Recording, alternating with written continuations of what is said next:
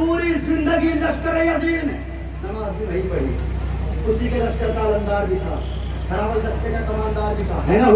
پوری زندگی کا یزیدی تھا, مگر چند گھنٹے کا کیا تھا, حسینی تھا. اب خود سوچ لیجیے, جس کے چند گھنٹے کے حسینی کا مقابلہ کئی سو سال کا سلمان نہ کرے, اس حسین کے بابا کا مقابلہ یہ ناپاک ماؤں کی آغوش میں پرورش پانے والے بچے کیا کریں گے. صلی اللہ محمد وعلی محمد. حسین تہذیب کا نام. اب ہمارے لوگوں کے دلوں میں یہ غلط فہمی پیدا ہو گئی. سنیے گا, میرے پاس ہے وقت. صلاۃ محمد وعلی محمد. لوگ غلط فہمی یہ ہو گئی ہے کہ یزید نے حسین کو گھیر کر مار دیا. یہ سراسر غلط فہمی ہے, دماغوں سے نکال دیجیے گا. کربلا میں یزید نے حسین کو نہیں بلکہ حسین نے یزید کو مار دیا.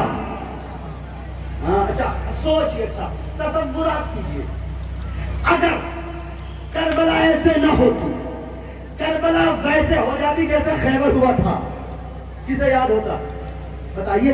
پیغمبر نے کتنی جنگیں لڑی بتائیے, پیچھے والے بولے پیغمبر نے کتنی جنگیں لڑی؟ 80. بعد پیغمبر کی جنگیں کل ملا کے 84 یا 86, ہے نا.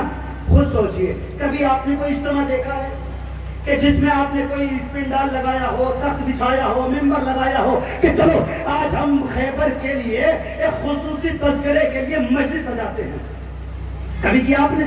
چلو آدم کا ذکر ہو جائے, چلو آج بدر کا ذکر ہو جائے, چلو آج کا جو یہ پروگرام ہے وہ خندق کے پروگرام کے لیے, یہ کہ خندق یا احد یا بدر یا جنگ ثقافت یا جنگ, نام بھی یاد نہیں ہے. کتنی جنگیں 80 ہے نا, 6-7 سال نام بھی سب کو یاد نہیں ہے. تاریخ میں سب ہے, نام کیوں یاد نہیں بتائیے؟ اس لیے کہ کوئی ایسا منچ نہیں جہاں پہ ان کا تذکرہ ہو. جو آپ 6-7 جنگیں جانتے ہیں نا, یہ بھی اس کربلا کا فیض ہے جو آپ جانتے ہیں. اگر جنگ کربلا نہ ہوتی, اگر حسین یزید کو ایسی موت نہ مار دیتے تو کسی کو خیبر یاد نہ رہتی, کسی کو بدر یاد نہ ہوتی, کسی کو احد یاد نہ ہوتی. یاد رکھنا, یہ کربلا حسین کا منصوبہ تھا, یزید کا نہیں. یہ کربلا جاتے یزید کا. اب کچھ لوگ پریشان ہیں کہ بھئی یہ مولوی صاحب کیسی باتیں کرنے لگے, ہے نا. اب میں جواب دے دوں, یہ کربلا حسین کا منصوبہ, یزید کا نہیں. جانتے یزید کی پہنچ کیا تھی؟ یزید کتنا سوچ رہا تھا, لیکن وہ احمق سوچ بھی کیا سکتا تھا. اس کے دماغ میں یہ تھا حسین فرزند رسول خانہ کعبہ کے طواف کریں گے, تو لہذا احرام کے نیچے خنجر چھپا کے بھیج دیتا ہوں, وہ حسین کو قتل کر دیں گے, کام تمام ہو جائے گا. کیا تھا اس کا منصوبہ؟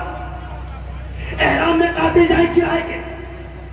یزید کے 3 گروہ, سننا ہے یزید کا منصوبہ, یزید کے 3 گروہ.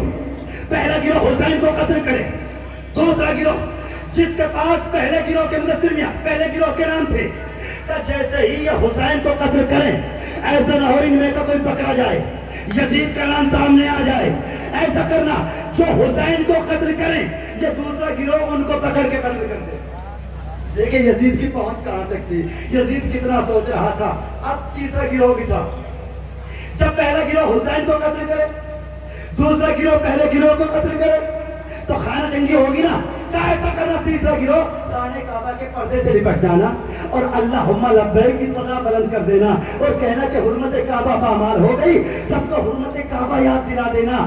ایسا ہوگا کہ کعبے میں امن واپس پلٹ آئے گا, حسین کا قتل چھپ جائے گا. یہ تھی یزید کی فکر. سنیے گا, اب مولا حسین نے حج کو عمرے سے بدل دیا, زمانے کو بتا دیا کہ اگر روح کعبہ کعبے سے چلی جائے تو کعبے میں بچتا کیا ہے. حسین نے کعبے کو خدا حافظ کہا. یزید کو ایسا موت مارنی تھی کہ یزید ہر زمانے میں ہر انسان کے منہ پہ گالی بن جائے. اللہ اکبر. لفظ یزید کو حسین نے اس قدر گالی بنا دیا کہ اولاد یزید بھی, یزید کا دفاع کرنے والے بھی اپنی اولاد کا نام کبھی یزید نہیں رکھتے. سبحان اللہ, کبھی اپنی اولاد کا نام یزید نہیں رکھتے. اچھا سنیے گا جلدی.